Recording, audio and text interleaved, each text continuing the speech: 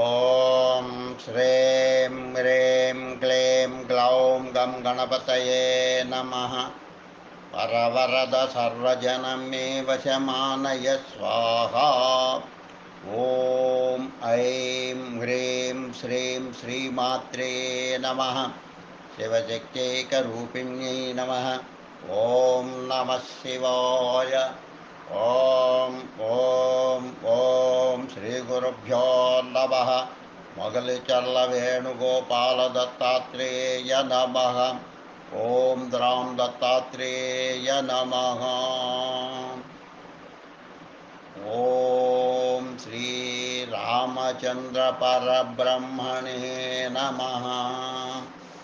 ఓం అయోధ్య బాలరామాయ నమః. రామప్రేమ. నంది గ్రామంలో భరతుని కుటీరం దగ్గర పల్లకి ఆగి పూజా సామగ్రులతో మాండవి కుటీరంలో ప్రవేశించింది. దీపం ప్రకాశిస్తున్నది. ఈ రామ పాదుకల వద్ద భరతుడు ధ్యానమగ్నుడై ఉన్నాడు. అతని కనుల నుండి అశ్రువులు జలజల రాలుతున్నాయి. 14 సంవత్సరాల నుండి ఉదాసీనంగా ఉన్న అతని ఆకృతిలో చిరునవ్వులు తిలకించి పులకించిపోయిన మాండవి గార్గతికత్వాన్ని పొందింది. కొన్ని క్షణాల పాటు ఆమె భర్త ముఖ కవళికలను తిలకిస్తూ ఉండిపోయింది. అటు తర్వాత ముందుగడుగు వేసింది. పాదుకలకు ప్రణమిల్లన పిమ్మట పాదకమలాలపై మస్తకాన్ని ఉంచింది. భరతుడు ఉలిక్కి పడ్డాడు. ఊహాలోకం నుండి ప్రకృతిలోకి వస్తూనే మాండవి, ప్రభువులు వస్తున్నారు, వచ్చేస్తారు, హర్షాతిరేకంలో కన్నీటిని తుట్టుకుంటూ అన్నాడు. అతని శరీరం పులకించిపోతున్నది. ఏమైనా వార్త వచ్చిందా స్వామి? మాండవి ఉత్సాహంగా ప్రశ్నించింది. లేదు మాండవి, ప్రభువులు రణాంగణంలో ఆసీనులైనట్లు, రావణ విజయంపై హర్షోల్లాసాలు వ్యాపిస్తున్నట్లు, రామచంద్రులకు చేసే జయ జయ నాదాలతో దిశలన్నీ ప్రతిధ్వనిస్తున్నట్లు నాకు ధ్యానంలో కనిపిస్తూ ఉన్నది. అంతేకాదు, లంకాధిపతి విభీషణుడు విమానం మీద నుండి భూషణాంబరాలను వర్షింపజేశాడు. వానర భల్లూక సమూహాలు కోలాహలంతో పరుగులెత్తడం, పరస్పరం తలపడడం, హాస్య వాతావరణాన్ని సృష్టించడం జరుగుతున్నది. వారి వినోద క్రీడలు తిలగిస్తూ రామప్రభువు సీతాలక్ష్మణ సహితంగా నవ్వుతున్నాడు. విభీషణుడు చేతులు కొట్టుకుని రాఘవేంద్రులను విశ్రాంతికై లంకానగరంలోకి రావలసిందిగా ప్రార్థించాడు. రామచంద్రుల నేత్రాలు అశ్రుపూరితాలైనాయి. ఆయన, విభీషణ, ఈ షణ్మాత్ర విలంబం వల్ల మహానర్థం జరిగిపోతుంది. నాకై నిరీక్షిస్తున్న భరతుడు ఏమైనా మాండవి. ఆయన ఇంకా మాట్లాడలేకపోయాడు. మరల విభీషణ వైపు తిరిగి, విభీషణ, నా ప్రయాణానికి సత్వరం సన్నాహం చెయ్యి అన్నాడు. శ్రీరామచంద్రుడు ఎంతటి భక్తవత్సలుడో చూశావా మాండవి? నా దక్షిణ భుజనేత్రాలు కనిపిస్తున్నాయి, వస్తాడు కదా ప్రభు అంటూ భరతుడు భార్య వైపు చూచాడు. తప్పక వస్తారు స్వామి. మాండవి సమాధానంలో దృఢ విశ్వాసం గోచరించింది. నా దుష్కృత్యాలకు ఆగ్రహించి ప్రభువు నన్ను పరిచ్ఛేదించడు కదా? లేదు స్వామి, ప్రభువులు పరమోదారు, తన వారి దోషాలపై దృష్టిని కూడా ప్రసరింపజేయరు. ఇక తమరంటే నిజం చెబుతున్నావు దేవి. నా మీద ఆయనకు చిన్ననాటి నుండి దయ ఉన్నది. ఆటల్లో కూడా ఆయన స్వయంగా ఓడిపోయి నాకు విజయాన్ని ప్రసాదించి నన్ను గౌరవాన్వితులు చేయాలని సదా ప్రయత్నించేవారు. కానీ అభాగ్యుడనైన నా వల్ల ఆయన ఎన్ని కష్టాలు అనుభవించాడో చూశావు కదా. నేను కృతజ్ఞుడను మాండవి అంటూ భరతుడు వేదన పడడం చూచి మాండవి కన్నులు చెమ్మగిల్లాయి. స్వామి, మీరే ధైర్యాన్ని కోల్పోతే మీ అనుచరుల గతి ఏం కావాలి? మాండవి, నన్ను ఒకే ఒక విచారం బాధిస్తున్నది. పితృపాదులు నన్ను ప్రభుచరణాలకు అర్పించకుండానే వెళ్ళిపోయారు. స్వామి, ప్రభువులు వచ్చేస్తున్నారు కదా. పారవశ్యం మిమ్మల్ని ఆదరిస్తారు. వారు అవశ్యం మిమ్మల్ని ఆదరిస్తారంటూనే మాండవి భరతుని కన్నీటిని చీల చెరువుతో తుడిచి, దేవి, నా విశ్వాసాన్ని నువ్వు స్థిరం చేశావు. భరతుడు ప్రశంసాపూర్వకంగా పలికాడు. భర్తను సేవించి మాండవి లేచింది. నాథ, నేను వెళ్ళిరానా? అత్తలకు ధైర్యం చెప్పాలి కదా. కౌసల్యాదేవి నిత్యం శకునాలు చూస్తున్నారు. రామప్రభువుల శుభాగమన సమాచారాన్ని వినిపించే వాయసాన్నం పెట్టాలి. దాని ముక్కుకు బంగారం తొడుగు చేయిస్తానంటున్నారు. నేను ఈరోజు చెప్తాను, కుమారుడు వస్తున్నారు, వాయసానికి బంగారు తొడుగు చేయించి పెట్టండి అని ఆమె నవ్వడం చూచి భరతుడు నవ్వాడు. పరమ వాత్సల్యపూరితురాలైన కౌసల్యమాత పరిస్థితిని నేను చూడలేకపోతున్నాను. పుత్రవియోగ దుఃఖంలో ఆమె అస్థిమాత్రురాలైపోయింది. నాకు ఊర్మిళ విషయంలోనే చింత కలుగుతూ ఉంది. ఆమె లోపలే కృంగిపోతున్నది. లక్షణుడు ఆమెను గుర్తుపట్టగలడో లేడో కూడాను. సరే, నువ్వు వెళ్ళు, ఆమెను ఓదార్చు అని భర్తుడు పలుకోగా మాండవి భర్త చరణాలకు ప్రణమిల్లి మరలిపోయింది. భరతుడు తిరిగి ప్రభుధ్యానమగ్నుడైపోయాడు. క్షణముఖ యుగంగా గోచరం కాసాగింది. అతనికి ఏమాత్రం ధ్యానపడుతున్నా అతడు కుటీరం ద్వారం దగ్గర నిలబడి చూస్తూ ఉన్నాడు. ప్రభువులు ఎందుకు రాలేదు అన్న ప్రశ్న మనసులోనే లేవసాగింది. నేను పామరుణ్ణి, కుటిలుణ్ణి, కపటిని, సర్వానర్థాలకు మూలాన్ని. అందుకే చిత్రకూటంలో ప్రభువు నేనంతగా అర్థించినా రాలేదు. ప్రభు సన్నిధిలో ఉంటున్న లక్ష్మణుడే ధన్యుడు కదా. నా వంటి నరాధముని ప్రభువులు ఎలా స్వీకరిస్తాడు అంటూ వివసుడై వేదన పడసాగాడు. రామచంద్రుడు రాకపోతే ఈ భరతుడిక జీవన లీలను సమాప్తం చేసుకుంటాడు. భగవద్ విముఖ జీవనం వల్ల ప్రయోజనం ఏమిటి? రఘురామా, నిరాశ్రయాశ్రయా, నువ్వు లేని భరతుని గతి ఏమిటి? భరతుడు పాదుకలుంచిన సింహాసనంపై శిరస్సు వంచి దీనంగా విలపించాడు. అంతలో నెమ్మదిగా తలుపులు తెరుచుకున్నాయి. కుటీరంలోకి ఓ బ్రాహ్మణుడు పెట్టాడు. పక్కగా నిలిచి అతడు భరతుని తొలగిస్తూనే భావావేశ పరవశుడైపోయాడు. ఇతడేనా రామప్రేమ రాగమయమూర్తి అయిన భరతుడు? ఈతడే లేకపోతే విశ్వంలో భ్రాతృప్రేమ పదవికి అర్హులుగా నిలవగలవారెవరు? ధర్మ పతాకను ఎగురవేయగలవారెవరు? అంతలో భరతుడు తలెత్తి, దయామయ, భరతుడు దోషి, కళంకి, అపరాధి అయినా నీవాడు, నువ్వు నావాడివి, నా సర్వస్వానివే నీ గుసగుసలాడుతూ ఉన్నాడు. అతని ఉద్విగ్నత శాంతించింది.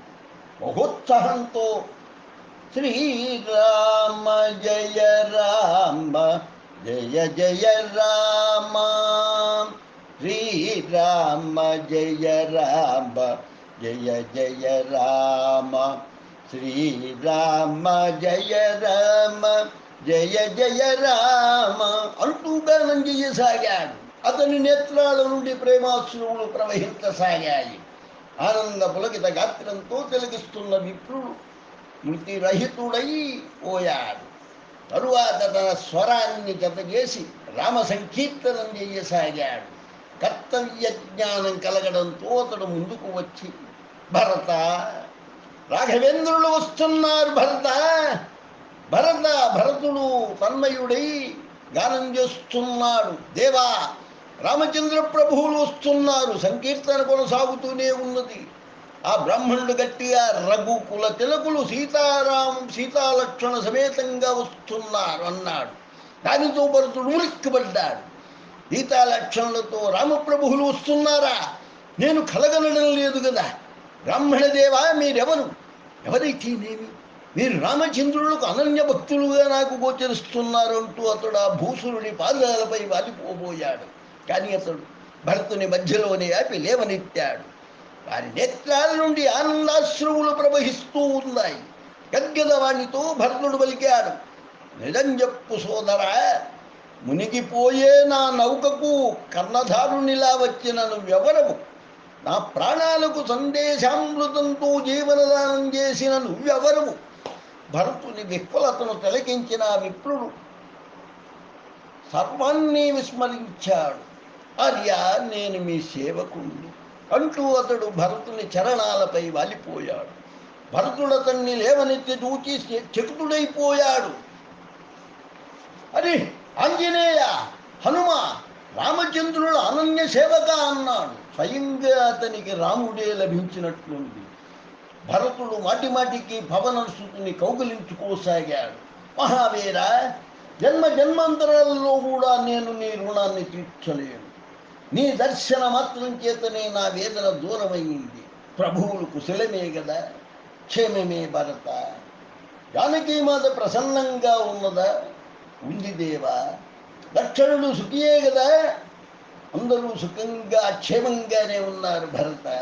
హనుమ, శుభ సమాచారం విని ఆనందమగ్నుడనై పిచ్చివాడనై నీకు ఆసనమీయడమే మరిచాను. ఈ ఆసనం తీసుకొని ఇలా నా దగ్గరగా కూర్చు. హనుమంతుడు భరతుని ఆసనం మీద కూర్చున్నాడు. మహాభాగ్యం వల్లనే సత్పురుష సహవాసం ఏర్పడుతుంది. భరతుడు ఫలాలతో నిండిన పళ్ళాన్ని ముందుకు తోస్తూ అన్నాడు. ప్రభువులకు నివేదన చేసి ఫలాలను స్వీకరించు హనుమా. భరతుని ప్రేమాతిరేకానికి మారుతి ముగ్ధుడయ్యాడు. అతడు ప్రభువులకు నివేదన చేసి ఫలాలను స్వీకరించసాగాడు. హనుమా, ఇప్పుడు ప్రభువులెక్కడ? ఇక్కడికి ఎప్పుడు వస్తారు? నాకై సందేశం ఏమైనా పంపారా? భరతుడు ప్రశ్నించాడు. ఆర్య, ప్రభువులు భరద్వాజుల వారి ఆశ్రమంలో ఉన్నారు. మీ క్షేమ సమాచారాలు తెలుసుకుని రమ్మని నన్ను పంపారు. హనుమా, ప్రభువులు ఎన్నడైనా ఈ సేవకుని స్మరిస్తున్నారా? హనుమంతుడు గద్గదుడై అవరుద్ధ కంఠంతో వలికాడు. భరత, స్మరణ మాత్రమే కాదు, ప్రభువులు అహర్నిశలు నిన్నే స్మరిస్తూ నీ నామాన్నే జపిస్తున్నారు. క్షణం కూడా వారు నీ స్మరణ లేకుండా ఉండడం లేదు.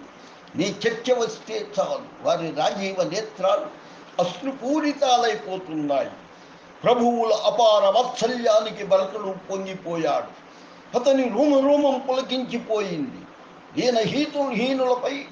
దీనహీనులపై కృప చూపే దయామయునితో, హనుమా ఇలా చెప్పు, రామప్రభు, నీ వియోగంతో అయోధ్యవాసులు మృతప్రాయులైపోతున్నారు. తల్లులు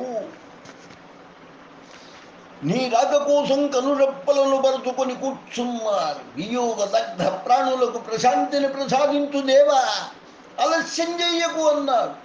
భరతుని చరణాలకు ప్రణమిల్లి పవనసుతుడు సెలవు తీసుకున్నాడు. హనుమంతుడు వెళ్ళిన దిశగా భరతుడు చూస్తూ ఉండిపోయాడు. రామచంద్రుని ఆగమన సమాచారం నగరమంతా వ్యాపించింది. అందరి మనసాలు హర్షోల్లాసాలతో నిండిపోయాయి. తమ హృదయ సామ్రాట్లకు స్వాగతం చెప్పడం కోసం సమావేశమయ్యారు నాగరికులు. అయోధ్యానగరం నాడు మహాకోలాహలంగా ఉన్నది. తోరణ పతాక మంగళ కలశాలతో ప్రతి భవనం శోభిల్లుతూ ఉన్నది. సుగంధ జలాలతో వీధులు తడిశాయి. దశ దిశలలోనూ మంగళ వాద్యాలు ప్రతిధ్వనిస్తున్నాయి. నారీజనం మంగళ గీతాలను ఆలపిస్తున్నారు. గగనంలో విమానాన్ని తిలకించిన జనం పొంగిపోయారు. రామచంద్ర ప్రభువులు వచ్చేశారు. హర్షతరంగం వ్యాపించింది. కార్యాలను విడనాడి ఎవరెలా ఉంటే అలా పరిగెత్తేశారు. నగర ప్రవేశ ద్వారం దగ్గర అందరూ సమావేశమయ్యారు. నిజ సహచర అనుచర వర్గ సమేతంగా రామచంద్రుడు కిందికి దిగాడు. దశరథికి జై, రామచంద్ర మహారాజుకి జై, జానకీ దేవికి జై, లక్ష్మణ స్వామికి జై అన్న జయ జయనాదాలు భూమ్యాకాశాలలో ప్రతిధ్వనించాయి. రామచంద్రుడుకు ముందుకు రాసాగాడు. శ్రీజనం మార్గమధ్యంలో పువ్వులు చల్లుకుంటూ పురోగమిస్తున్నారు. భవనోపరి భాగాలలో నిలబడిన సుందరాంగనలు హారతులిచ్చి పుష్పాలను వర్షింపజేయసాగారు. వశిష్ఠ మహర్షుల మాట వినిపించడంతో రామభద్రుడు విల్లమ్ములను కిందబెట్టి గురుదేవుల చరణాలపై వాలిపోయాడు.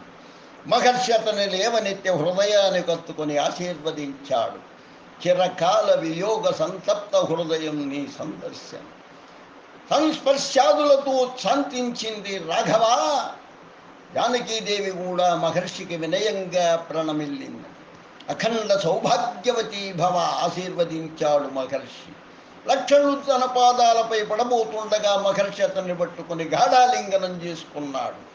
రామభద్రుడు తామందరినీ పలకరించి కుశల ప్రశ్నలు వేస్తున్నట్లు అందరికీ అనిపించింది. అతని వాత్సల్యానికి ఆ బాలగోపాలం జయ జయధ్వానాలు చేశారు. ఆ మహాకోలాహలంలో, ఆ జనసమూహంలో రామచంద్రుని రాజీవ నయనాలు ఎవరి కోసము అన్వేషించసాగాయి.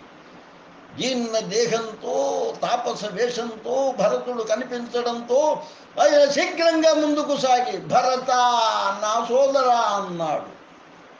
పాహిమాం రామచంద్ర, పాహిమాం రామచంద్ర అంటూ తన పాదార విందాలపై వాలిపోతూ ఉండగా రామచంద్రుడు అతనిని బలవంతంగా లేవనెత్తి హృదయానికి అత్తుకున్నాడు. ఇరువురి నయనాల నుండి అశ్రువులు ధారగా ప్రవహించసాగాయి. అనుపమ భ్రాతృ సమాగమాన్ని తిలకించి అంబరి వీధి నుండి అమరులు సుమాలను వర్షింపజేశారు. హర్షోల్లాసాలతో ప్రజలందరూ ఊగిపోసాగారు. రామభరతులకు జయం, రామభరతులకు జయం అని అందరూ ఏకకంఠంతో పలుకుసాగారు. ఈ అపూర్వ సోదర సమాగాన్ని సుగ్రీవ విభీషణులిద్దరూ చూచారు. విభీషణుడు సుగ్రీవుని భుజంపై చెయ్యి వేస్తూ, కపిరాజా, ఈ సోదరుల దివ్య సమాగమాన్ని చూచావా అన్నాడు. పశ్చాత్తాపాగ్నితో సుగ్రీవుని కంఠం అణచబడింది. నా వ్యవహారానికి నాకే దుఃఖం కలుగుతూ ఉన్నది. భీషణ, నా అన్న నన్ను ఎంతగా ప్రేమించేవాడు. నాలో గాఢమైన స్నేహం ఉండేది.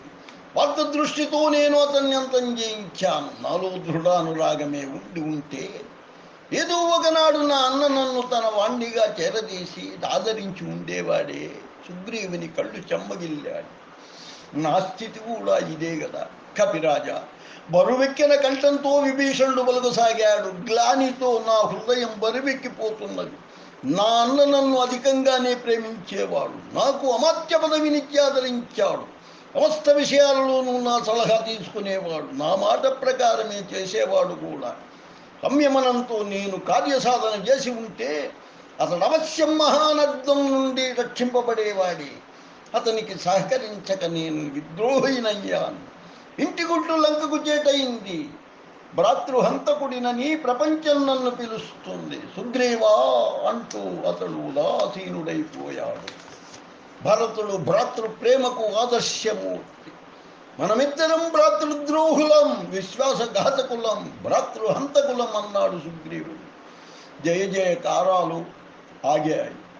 రామచంద్రుడు తమ్ముని చూస్తూ, భరత కుశలమేనా అని ప్రశ్నించాడు. ప్రభు, భరతుని కంఠం అవరుద్ధం కాసాగింది. నా ప్రభు, అతడు ఇంకా మాట్లాడలేకపోయాడు. భరత, రామచంద్రుడు సోదరుని వీపు నిమిరాడు.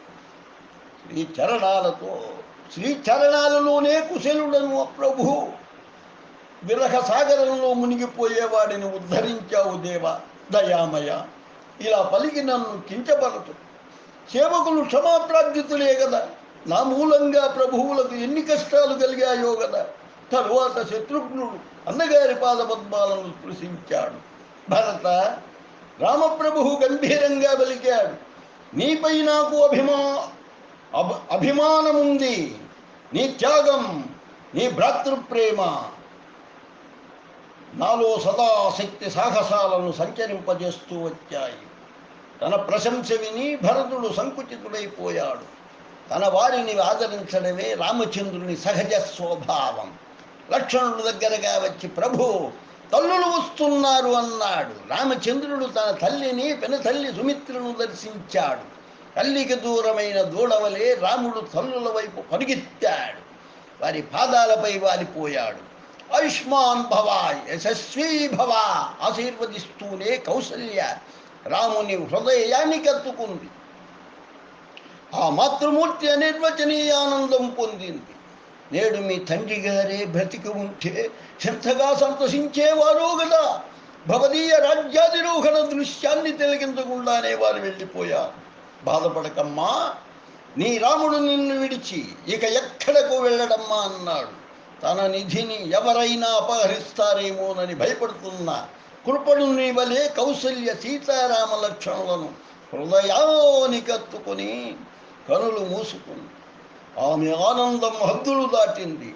అమ్మా, లక్ష్మణునికి శక్తి తగిలిన తరువాత నువ్వు హనుమంతుని ద్వారా సందేశం పంపించావు. హనుమా, రాఘవునితో నా మాటగా చెప్పు, అయోధ్యకు ఒంటరిగా రావద్దు, లక్షణులు లేని రాముడు శోభించడు, ఇదిగో తీసుకో అంటూ లక్ష్మణ్ణి భుజం పట్టుకొని నీ హృదయ వేగాన్ని సంపాదించుకో, సీతాలక్ష్మణులను నీకు అప్పగించి నా బాధ్యతను తీర్చుకున్నానమ్మా అన్నాడు. లక్ష్మణుడు సుమిత్రామాత పాదాలపై వాలిపోయాడు. ఆమె సీతను ఆలింగనం చేసుకుంది. రామాదేశ సందేశానుసారం వానరులందరూ వచ్చారు. వశిష్ఠ గురుదేవులకు వారిని పరిచయం చేస్తూ, ఆచార్యదేవ, వీరందరూ నా హితులే కాదు, నా జీవన నౌకకు కర్ణధారులు, నాకై ప్రాణత్యాగానికి సదా సన్నద్ధులై ఉంటారు. నిజం చెప్పుతున్నాను, వీరందరూ భరతుని కంటే నాకు ప్రేమ పాత్రులు అంటూ వేరువేరుగా అందరినీ పరిచయం చేశాడు. తరువాత వారందరినీ సంబోధించి, మిత్రులారా, వీరు నా పూజ్య గురుదేవులు, వీరి అపార కృప వల్లనే నిశాచరులను సమూలంగా నాశనం చేయగలిగాను. ఈమె నా మాతృమూర్తి కౌసల్య, ఈమె నా పెనతల్లి సుమిత్ర మనందరినీ మహాకష్టాల నుండి సంరక్షించడంలో ఆ పూజ్యురాలి ఆశీర్వచనం అపారంగా ఉంది అన్నాడు. వారందరూ తల్లులకు వశిష్ఠుల వారికి వందనం చేశారు. భరత, రాముడు పిలిచాడు. స్నేహితుల విశ్రాంతికి యథోచితమైన ఏర్పాట్లు చేయి అంటూ అతడు అందరికీ సెలవిచ్చి తల్లితో భవనంలోకి వెళ్ళిపోయాడు. గతంలో అనేక కార్యకలాపాలకు కేంద్రంగా ఉండే కైక మందిరం నుండి ఆదేశాల కోసం, విజ్ఞప్తుల కోసం సేవకులు ప్రజలు ప్రతీక్షిస్తూ ఉండేవారు. ఇప్పుడు అది నిర్జనంగా నిశ్శబ్దంగా కళాహీనంగా ఉన్నది. అలసి సొలసిన వారి వలె సూర్యకిరణాలు ప్రాంగణాన్ని తొంగిలూచి వెళ్ళిపోతున్నాయి. అక్కడ ఉదాసీన ఉపేక్షాభావాలు వ్యాపించి ఉన్నాయి. కైక తన గదిలో సర్వం పోగొట్టుకున్నట్లు అటూ ఇటూ తిరుగుతున్నది. పూర్వపు సంఘటనలు ఆమె మస్తిష్కంలో పరిభ్రమిస్తున్నాయి. పశ్చాత్తాపంతో నిట్టూర్పులు విడుస్తున్నది. ఆమె వ్యధిత కావడం వల్లనే కాబోలు నయనాలు నీళ్లను ప్రవహింపజేస్తున్నాయి. నిర్నిమేష నేత్రాలతో తనలో తానే గుసగుసలాడుకుంటున్నది. దేవా, రామ వనవాస కాలం సమాప్తమైనది. అతడు రాబోతున్నాడు, అతడు రాజుగా పోతున్నాడు. భరతుడు అతనికి సహకారిగా నిలుస్తాడు. మీ రామరాజ్య స్వప్నం ఫలించబోతున్నది. మరి నా భవిష్యత్తు ఏమిటి? ఆమె కంఠం అవరుద్ధమైంది. ప్రభు, నీ ప్రేమ ఎంత అపారమైనది. నా ప్రశంసలు అలసిపోయేవారే కాదు, పరిపాలన విషయంలో కూడా సదా నా సలహాలనే తీసుకునేవారు. సహాయంగా మీతో రణరంగానికి నేనే వచ్చేదాన్ని. నాథా, మీకు జ్ఞాపకం ఉండే ఉంటుంది, దేవాసుర సంగ్రామంలో మీ రథశీల ఊడిపోవడంతో నేను నా వేలు పెట్టి భయంకర ప్రమాదం నుండి మిమ్మల్ని కాపాడాను. నా సాహసానికి ప్రసన్నులై మీరు నాడు నాకు ప్రసాదించిన వరాలు రెండు ఇప్పుడు నాకు శాపాలైనాయి. అంతిమావస్థలో మీ ప్రేమ విపరీత ద్వేషంగా మారిపోయింది. సంఘటనలు భయంకరంగా పరిభ్రమిస్తున్నాయి. నాపై ఎట్టి పిశాచం తాండవం చేసిందో, దయాపూర్ణమైన మీ యాచనలో కూడా నాకు కుతంత్రమే కనిపించింది. నిశ్చలమైన మీ సరళత్వంలో నాకు కుటిలత్వమే గోచరించింది. మీ ప్రేమ కేవలం నాకు కపట నాటకంగా అనిపించింది. కుసుమ కోమలమైన మీ హృదయాన్ని కటు వచనాలతో వేధించాను. పుత్ర మమకార రూప మోహాంధకార పిశాచిని అయిన నాకు జీవనకు లభించినది ఏమిటి? వైధవ్యం. సర్వస్వాన్ని పణంగా పెట్టి సర్వ విధాలా ఓడిపోయిన ఈ అభాగ్యురాలికి లభించినది ఏమిటి? నా పుత్రుడే నన్ను తిరస్కరించి తీవ్రతరంగా అసహించుకోవడం, తద్వారా నేను భరించరాని గ్లానిని అనుభవించడం జరిగింది. గుండెను అదిమి పట్టుకొని ఆమె సంపాదించుకోసాగింది. మహారాణి, ఆమె స్వరంలో హర్షం తొణికిసలాడింది. మంథరా, నువ్వా? మరలా ఏదైనా కుతంత్రం పన్నుకు వచ్చావా? ఇప్పుడు ఎవరిని దూరం చేద్దామనుకుంటున్నావు? నీ బిడ్డ లాంటి ఈ కైకను అపకీర్తి పాలు చేసి ఇంకా ఏమి సాధిద్దామని వచ్చావే అంటూ చెరగులో ముఖాన్ని దాచుకొని కైక ఏడవసాగింది. అణచిపెట్టుకున్న ఆమె ఆక్రోశం కన్నీటిలో ప్రవహించింది. రాణి, ఇంకా అధికంగా మాట్లాడకు. నిండు కంఠంతో మందర పలికింది. మహారాణి, నీకు నా పరిస్థితి తెలియదు. సర్వదా నా హృదయం గలిస్తూ ఉంటుంది. నా ఆత్మ నన్ను ధిక్కరిస్తూ హెచ్చరిస్తూ ఉంటుంది. మానవుని ఛాయ చూస్తే చాలు నాకు భయం కలుగుతున్నది. పగటి వేళ బయటకు వెళ్ళే సాహసం లేదు నాకు. అందరి కళ్ళు నా వైపే. ఇదే గృహ కలహానికి కారకురాలు. అయోధ్యను సర్వనాశనం చేసినది ఇదే అని నిందిస్తూ ఉంటే నేను దూరంగా పారిపోతున్నాను అని ఆమె ఆయాసపడసాగింది.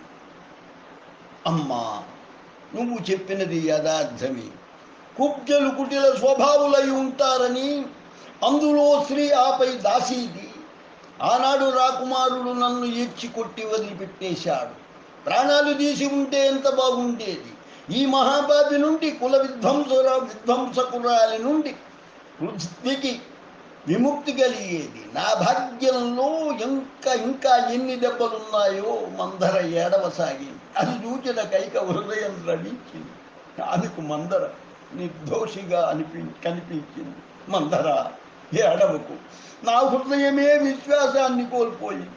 ఏడవకే పిచ్చిదానా, ఇంకా శేష జీవితం ఏడుపులలోనే గడుస్తుందిలే. పిన్నమ్మా, ఎక్కడున్నావు? కైక ఉలిక్కిపడింది. ఆ రాముని కంఠం రఘురాముడు వచ్చేశాడా? ఈ శుభ సమాచారం చెప్పాలని నేను వచ్చానే రాణి తల్లి అంటూ మందర కర్రాడించుకుంటూ ఓ మూలకు వెళ్ళిపోయింది. రామభద్రుడు లోపలకు వస్తూనే కైక పాదాలపై వ్రాలబోవ ఆమె అతని లేవనెత్తి హృదయానికి అత్తుకున్నది. ఆమెకు తన యుగయుగాల వ్యధ శాంతించినట్లు అనిపించింది. రాఘవ, కైక నోరు ఆ మాటతో పాటు కనుల అశ్రుకణాలు మెరిశాయి. మహత, ఆ విశాల జన సమూహంలో నా కనులు నీకై అన్వేషించాయమ్మా. అమ్మకు నాపై కోపం వచ్చిందనుకున్నాను. నచ్చ చెప్పాలని ఇలా వచ్చానమ్మా. ఏమన్నావు రామచంద్ర? నీపై నాకు కోపమా? నాపై నాకే కోపం వచ్చింది. నన్ను క్షమించు రామా. నీ బిడ్డ నిన్ను క్షమించడమా తల్లి?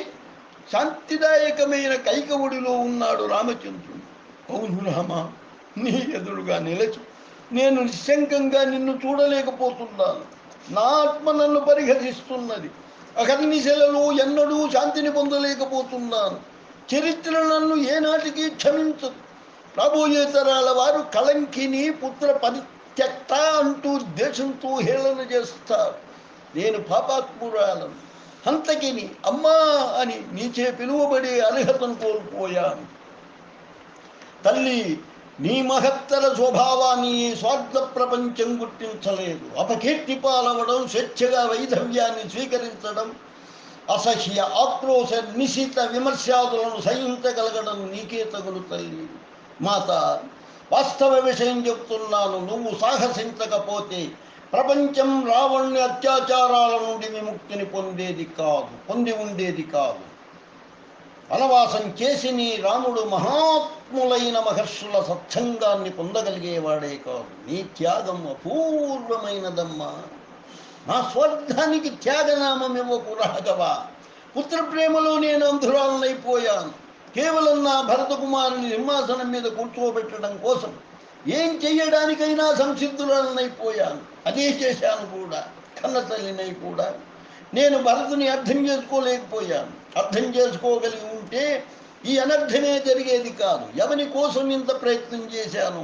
అతడు నా పట్ల వహించలేదు సరిగా, తీవ్రంగా అసహించుకున్నాడు. అమ్మా అని భరతుడు నన్ను పిలవడం లేదు. నా ఛాయను చూచి కూడా అతను పారిపోతున్నాడు. ఓడిపోయిన దూదరిలా ఎందుకు కొరగాకుండా పోయాను. భర్తను పోగొట్టుకుని బిడ్డకు దూరమైపోయాను. విచారించకు తల్లి. ఓనాడు నాకు సీతారాములే కొడుకు కోడలు కావాలని కోరుకున్నావు. నన్ను నీ కన్నబిడ్డగా చూచుకో. రాముడు కైక పాదాలను పట్టుకున్నాడు. నువ్వే అనే దానవు కదమ్మా. రాముడు భరతుడు నాకు 2 నేత్రాలని అట్టి దశలో ఈ ఏర్పాటు దేనికి లేదు రామ.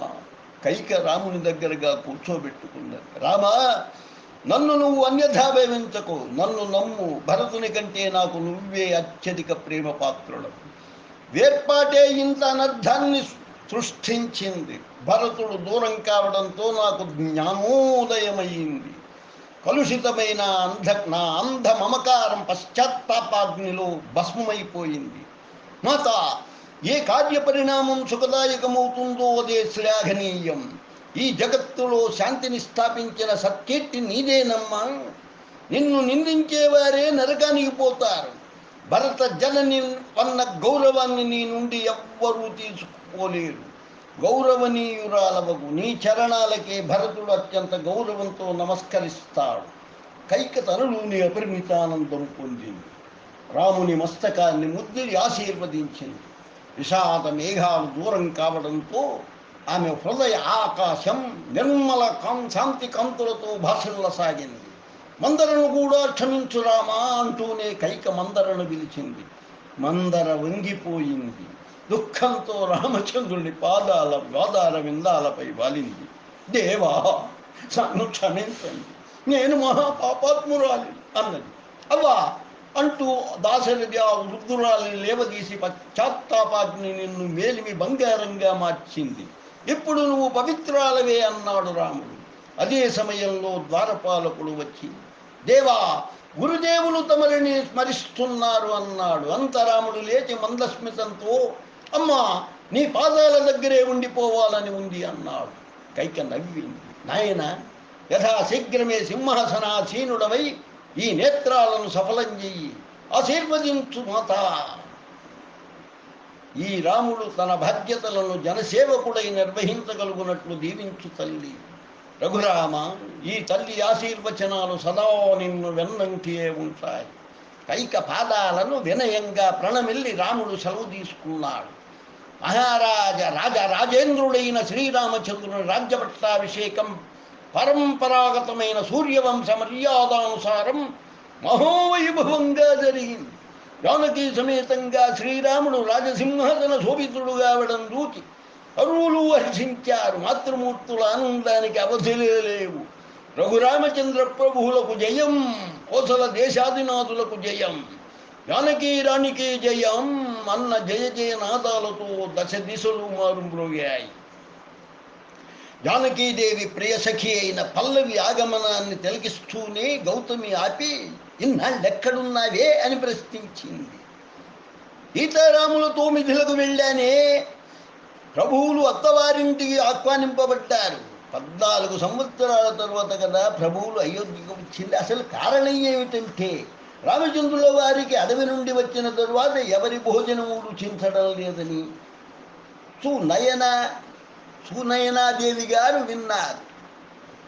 తల్లులు అరుంధతీదేవి గారు కూడా ఈ విషయంలో ప్రభువును తృప్తిపరచలేకపోయారు.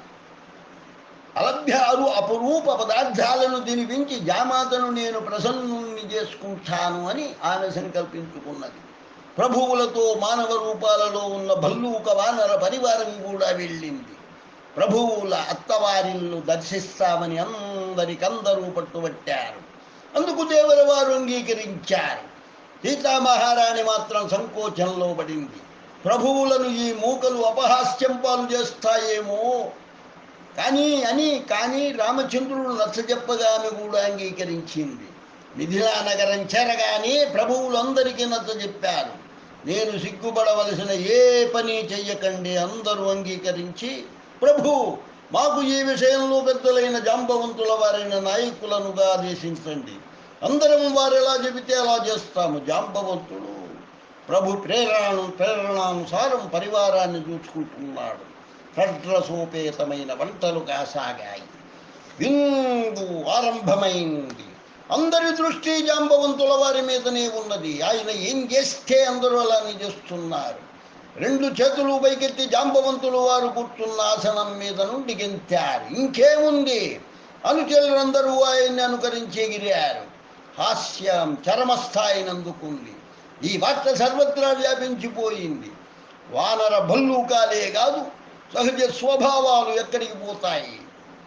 నీలకంఠుడు నవ్వుతూ అన్నాడు, ప్రభువులకు మంచి స్నేహితులే దొరికారు. చిరునవ్వుతో ఓ బంధువు హేళన చేశాడు. అడవిలో వీరుగాక దేవతలు దొరుకుతారా? రామచంద్రుడు తలవంచుకున్నారు. లక్ష్మణస్వామి పండ్లు పటపటలాడించాడు. జానకీదేవి చికితురాలయ్యింది. వానర భల్లుక సైన్యం గ్రహించలేకపోతున్నది. సర్వులు పరస్పరం చూటుకోసాగారు. హాస పరిహాసాల మధ్య విందు సమాప్తమైంది. ఏకాంతం లభించగానే రామచంద్రులు అసభ్య ప్రవర్తనకు కారణాన్ని ప్రశ్నించారు. కారణమేమిటో మాకు తెలియదు, అందరం జాంబవంతుల వారిని అనుసరించాము. ఇది ఏదో రాజకీయమైన పద్ధతి అనుకున్నాము. వారి పలుకులలో సరళత్వం గోచరించింది. రామ ప్రభువులు జాంబవంతుని వైపు దూచారు. జాంబవంతుడు చేతులు కట్టుకొని పలికాడు, క్షమించండి ప్రభు, నా వల్ల అపరాధం జరిగింది. నేను పనసతోన తింటూ నింటే గింజ తూలి పైకి లేచింది. ఆ దుస్సాహసాన్ని నేనెలా సహిస్తాను? జనక పురాంగనలు నన్ను పిరికివాడను అనుకోకూడదు. ఆ భావనతో గెంతి దాన్ని పట్టుకున్నాను. ఈ అసభ్యాచరణకు ప్రభువులు మమ్మల్ని క్షమించెదరుగాక. అతి అమాయక ప్రవర్తనకు ప్రభువులు నవ్వుకున్నారు. పల్లవి, ప్రభువులకు కొత్తవారింట భోజనం నచ్చిందా? నచ్చలేదు. ప్రభువుల అనేశారు కూడా. శబరి ఫలాల్లోని మాధుర్యం ఆ విందులో లేదట.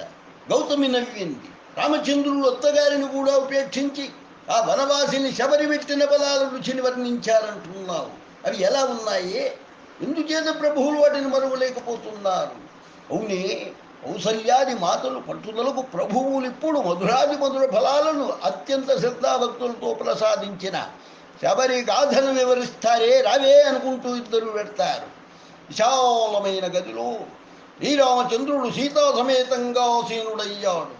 తల్లులు, ప్రముఖామాత్యులు, వశిష్ఠ గురుదేవులు సతీ సమేతంగాను, పరిజనులు పరజనులతోనూ యథోచితాసనాలపై కూర్చున్నారు. అందరికందరూ ఉత్సుకతో రామభద్రుని వైపు చూస్తున్నారు. రామచంద్రుడు గంభీరంగా చెప్పసాగాడు. శబరి బిల్ల స్త్రీ, బిల్లరాజుకు ఏకైక పుత్రిక. ఆమె 10వ పుట్టినరోజున నాడు అనేక జున్నలను బలిచేయ సిద్ధంగా ఉన్న కుటుంబం జనులను దూచి కోపంతో నా కోసం నోరు లేని ఇన్ని జంతువులను బలిచేయడమా, నా పుట్టినరోజు అసలు చేయవద్దు అన్నది ఆమె కోరిక నెరవేరింది. ఆ తరువాత ఆమె వివాహం పశు స్వభావం కల క్రూరునితో నిశ్చయమైంది. ఆమె సంస్కారాలలో దయ, అహింస, భగవద్భక్తి ఉన్నాయి. రాత్రి వివాహం జరుగుతుందనగా తండ్రికి అపకీర్తి వస్తుందేమోనని కూడా ఆలోచించకుండా ఆమె ఇల్లు విడిచి పారిపోయింది. రాత్రి అంతా శక్తి వంచన లేకుండా పరిగెత్తించి అరుణోదయ వేళకు ఆమె మతంగ మహర్షి పరిగెత్తింది. అరుణోదయ వేళకు ఆమె మతంగ మహర్షి ఆశ్రమం చేరుకున్నది. తర్వాత ఆమెకు స్పృహ లేదు. దయార్థ హృదయుడైన మహర్షి ప్రయత్నం వల్ల ఆమె ప్రకృతిలోకి రాసాగింది. వెక్కి వెక్కి ఏడుస్తూ ఆమె తన గాథను సవిస్తరంగా మహర్షికి వినిపించింది. ఆమె శుభ సంస్కారాలు గలదని గ్రహించి త్రికాలజ్ఞుడైన మహర్షి ఆమెకు భగవన్నామ జప విధిని తెలియజేశాడు. ఆమె సాధనలో నిమగ్నురాలైపోయింది. శబరి బ్రహ్మముహూర్తంలోనే లేచి ఆశ్రమాన్ని, దానికి దూరంగా ఉన్న మార్గాన్ని కూడా పరిశుభ్రం చేసింది. ప్రతి మహర్షికి వారి కుటీరాల దగ్గర సమిధలు, పువ్వులు ఉంచేది. ఆమె ఏర్పాట్లకు ఆశ్రమవాసులు ప్రసన్నంగానూ ఉండేవారు, ఆశ్చర్యం చెందుతూనూ ఉండేవారు. ఓనాడు సదాచార పారాయణుడైన ఓ బ్రహ్మచారి ఆమెను చూచాడు. అంత్యయ్య, అస్పృశ్య అంటూ అసహ్యించుకున్నాడు. ఆశ్రమాన్ని అపవిత్రం చెయ్యవద్దని అపశబ్దాలతో హెచ్చరిక చేశాడు. ఆశ్రమంలోని ఋషులందరినీ సావధానంగా ఉండమన్నాడు. ఆ నీచురాలిని ఆశ్రమం నుండి దూరంగా తరిమివేయండని ప్రార్థించాడు.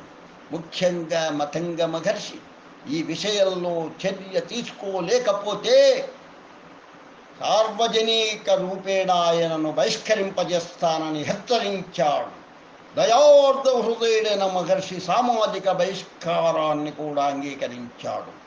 శరణాగత శబరిని మాత్రం ఆయన ఆశ్రమం నుండి పోనీయలేదు. మహర్షికి దేహావసాన సమయం దగ్గరికి వచ్చింది. ఆయన శబరిని పిలిచి, అమ్మా, ధైర్యంగా కష్టాలను సహించి సాధనలో సంలగ్నురాలవై ఉండు. శ్రీరామచంద్రుడు నీ కుటీరానికి ఏదో ఒకనాడు వస్తాడు అన్నాడు. గురుదేవా, నా వంటి దీనహీనురాలి ఇంటికి ప్రభువులు వస్తారా స్వామి? వస్తాడమ్మా. రామప్రభువుల దృష్టిలో దీనహీనులు, అస్పృశ్యులు అన్నవారెవరూ లేరు తల్లి. అంతరంగ భక్తికి ఆయన విశేషంగా ఆకర్షింపబడిపోతాడు. శబరిలో ఆత్మబలం జాగృతమైంది. మహర్షి జీవన లీల సమాప్తమైనది. నీ రామప్రభువులు వస్తారు అన్న గురుదేవుల వచనాలు ఆమె శ్రవణాలలో ప్రతిధ్వనిస్తూనే ఉన్నాయి. ఆ ఏకైక విశ్వాసంతో ఆమె ఎందరి అనాచారాలను శాంతంగా సహించి నిజ సాధనలో నిమగ్నురాలైపోయింది. ఓనాడు జలాశయంలో జలాలు నింపుకుంటూ ఉన్న శబరి తలపై దురభిమాని అయిన బ్రహ్మచారి జలభరిత భాండంతో గట్టిగా కొట్టాడు. దానితో ఆమె తల పగిలింది. జలాశయం రక్తరంజితమైపోయింది. ఆ నీళ్లలో పురుగులు పట్టేశాయి. నీరు దొరక్కపోవడంతో శబరి అందరి కోపానికి గురి అయినది. ఇప్పుడు ఆమె వృద్ధురాలైపోయింది. నిత్యం నా దర్శన లాలసతో కుటీరాన్ని పరిశుభ్రం చేసి గోమయంతో అలికి నిర్మలంగా ఉంచసాగింది. నాకు నివేదన చేయడం కోసం ఫలాలు తెచ్చి ఉంచేది. కర్ర ఆడించుకుంటూ నా రాక కోసం కొండలెక్కి అన్వేషించేది. నేను రాకపోవడంతో చీకటి పడే సమయానికి నిరాశతో కుటీరానికి మరలి వచ్చేది. మరలా మహర్షి వచనాలు స్మృతి సీమలో కదలడంతో ఆమె వ్యధిత హృదయానికి ఆశ కలిగేది. ప్రాతకాలంలో మళ్ళీ ఆమె అన్వేషణ ఆరంభించేది. ఒక్కొక్కప్పుడు ప్రేమలో పిచ్చిదైపోయేది.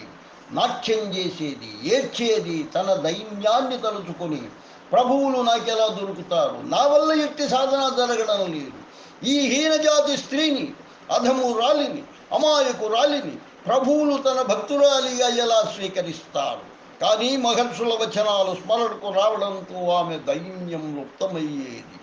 మహోత్సాహంతో ఆమె తన కుటీరానికి నన్ను తీసుకువెళ్ళాలని వచ్చేది. అందరూ ఆమెను అసహించుకొని హేళన చేసేవారు. ప్రభువులు వస్తున్నారు అనేవారు. వారి పలుకులను విశ్వసించి ఆమె నా అన్వేషణలో బయలుదేరేది. నా రామప్రభువులు వస్తున్నారా? నా స్వామిని వీరు చూచారా? నా ప్రభువులు వచ్చేస్తున్నారు కదా? మార్గంలో కనిపించే వారిని శబరి ప్రశ్నిస్తుంటే జల్లు చూచి హేళన చేసేవారు. ఆ వృద్ధురాలు శక్తి ఉన్నంత వరకు తిరిగి తిరిగి విచారంగా తన కుటీరానికి మరలిపోయేది.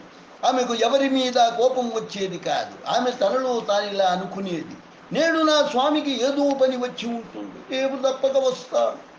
ఉదయం లేస్తూనే అందరికీ చెప్పేది, నేడు తప్పక నా రామప్రభువు నా కుటీరానికి వస్తాడు. అందరూ నవ్వుకునేవారు. ఎవరెంతగా పరిహసించినా ఆమె లెక్క చేసేది కాదు, విచారించేది కాదు. ఓనాడు అందరి నోట శ్రీరామచంద్రుడు వస్తున్నాడు అన్నమాట వింటూనే ఆమె పిచ్చిదైపోయింది. కుటీరాన్ని పరిశుభ్రం చేసి చెట్టెక్కి మధుర ఫలాలను కోయసాగింది. పళ్ళు పుల్లగా లేవు కదా. తన రామునికి మధుర ఫలాలను తినిపించాలన్న కోరికతో ఆమె మర్యాదను కూడా మరచింది. ప్రేమలో నియమాలుండవు. శబరి, రామచంద్రుడు సోదర సమేతంగా వచ్చేస్తున్నాడు. ఓ వృద్ధుడు సూచన ఇచ్చాడు. ఇంకేముంది, చేతకర్ర లేకుండానే పరుగు పరుగున వచ్చింది, నన్ను చేరింది. తన్మయత్వంతో నా పాదాలపై పారిపోయింది. దేహస్మృతిని పూర్తిగా విస్మరించింది. ఆనంద బాష్పధారలతో నా పాదాలను తడిపివేసింది. నేను ఆమెను లేవదీశాను. ఆమె ముందు నడుస్తూ మార్గం చూపించసాగింది. నన్ను చూస్తూనే నడుస్తున్నది. ఆ వృద్ధురాలు మమ్మల్ని కుటీరం లోపలికి తీసుకువెళ్ళింది. నా పాదాలను గడిగి ఆసనంపై కూర్చోబెట్టింది. పళ్ళబుట్టను ఎదురుగా ఉంచుకొని నాకు దగ్గరగా కూర్చున్నది. నేహార్దవాణిలో పలికింది, రామప్రభు, నేను నా చేతితో నీకు పళ్ళను తినిపిస్తాను. ఈ భిల్ల భక్తురాలి చేతి పళ్ళను ఆరగిస్తావా స్వామి అంటున్న ఆమె నయనాలు సజలమైనాయి. శబరి, నాకు చాలా ఆకలిగా ఉంది, శీఘ్రంగా నీ చేతితో నాకు పళ్ళను తినిపించు అన్నాను.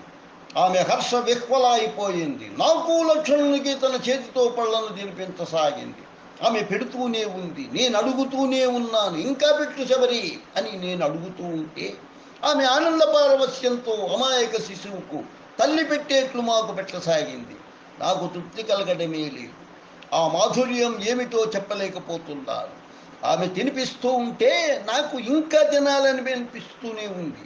ఆమె ఆనంద పారవస్యంతో పిచ్చిదైపోతున్నది. మతంగ మహర్షి వాణి నేడు సత్యమైనదని ఆమె కనిపించింది. ఆమె చిరకాల ప్రతీక్ష, ఆమె సాధన సఫలమైనది.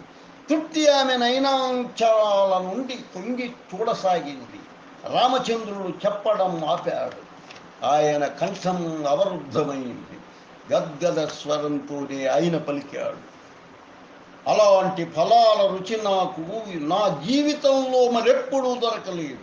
ఆ పళ్ళలో ఎంత తీయదనం ఉందో నేను వర్ణించలేను. చెబుతూ రామచంద్రుడు ఆ ఫల రసాస్వాదనలో నిమగ్నమైపోయాడా అన్నట్టు మౌనం వహించాడు. కౌసల్యాది మాతలు సంకుచితులయ్యారు. వారి భోజనంలో కేవలం ప్రదర్శన ఉంది, ప్రేమలో అహంభావం ఉంది. ఎవరిలో వలె తీవ్ర ప్రేమభావం కానీ నిశ్చలత్వం కానీ లేదు. అందరూ స్తబ్దులైపోయారు. అప్పుడే పల్లవి స్వరం ప్రతిధ్వనించింది. ఆమె పాడుతూ ఉన్నది, శ్రీరామ జయ రామ జయ జయ రామ, శ్రీరామ జయ రామ జయ జయ రామ, శ్రీరామ జయ రామ జయ జయ రామ, శ్రీరామ జయ రామ జయ జయ రామ, శ్రీరామ జయ రామ జయ జయ రామ, శ్రీరామ జయ రామ జయ జయ రామ, శ్రీరామ జయ రామ జయ జయ రామ, శ్రీరామ జయ రామ జయ జయ రామ, శ్రీరామ జయ రామ జయ జయ రామ, శ్రీరామ జయ రామ జయ జయ రామ, శ్రీరామ జయ రామ జయ జయ రామ, శ్రీరామ జయ రామ జయ జయ రామ. ఓం రామాయ నమః. రామప్రేమ సమాప్తమైనది. సేకరణ కాలం, సేకరణ గళం దైవజ్ఞాని అభినవశ్రీ విద్వాన్ కోశ్రీ చెన్నై 49. లోకా సమస్త సుఖినో భవంతు, లోకా సమస్త సుఖినో భవంతు, లోకా సమస్త సుఖినో భవంతు. ఓం శాంతి శాంతి శాంతి స్వస్తి. ఈ రామ ప్రేమను విన్నటువంటి వాళ్లకు ఆయురారోగ్య ఐశ్వర్యాభివృద్ధి కలిగి వారి మనోవాంఛలు తీరి సర్వకార్య దిగ్విజయమవుతుంది. శుభం భూయా. ఇది అయోధ్య బాలరాముని యొక్క ఆశీర్వచనం. స్వస్తి.